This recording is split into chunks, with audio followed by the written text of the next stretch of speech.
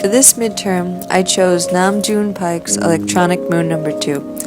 Namjoon stood out for me being that he is also a musician and worked a lot with music. He was inspired by John Cage to work in video and electronic art and the theatrical multimedia experiments of the Fluxus Group. He began experimenting with TV monitors as a part of a Fluxus exhibition in '63. In this piece, he uses Debussy's Clair de Lune, which in French means Light of the Moon. Clair de Lune comes from a poem by Paul Verlaine, also called Clair de Lune.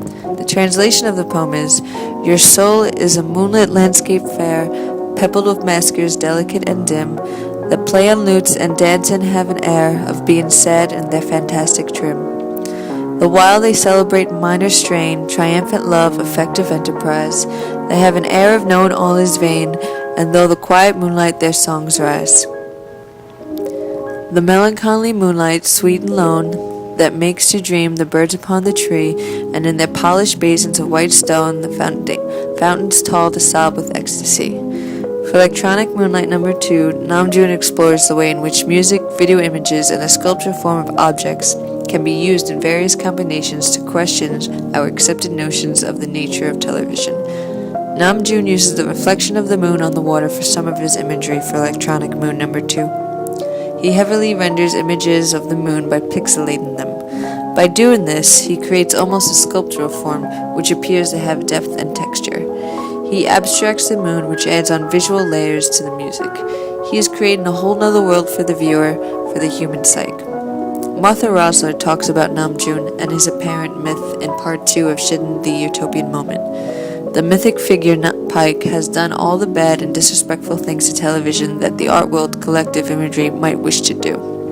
Rosler uses terms such as supposedly, hero, myth, and man when in regard to Namjoon. She believes the conceptual aspect of video art is lost because of his approach.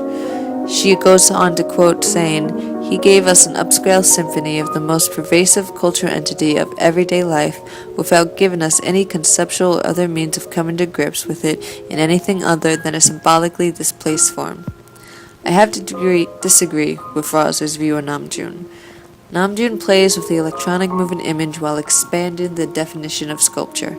The abstract sculpture form appears to relate and move in time with the music.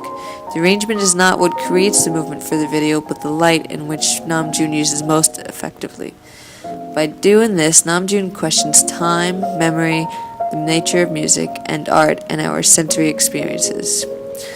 William Kazin writes in the essay Live on Tape that the aesthetic of video art is about immediacy and watching a reality unfold, which is what Namjoon has accomplished in an abstract form. Art critic John Haber once wrote that Namjoon Paik was able to make the image itself dance or speak, and always in present tense. Electronic Moonlight No. 2 is an excellent example of such an interesting visual enhancing idea.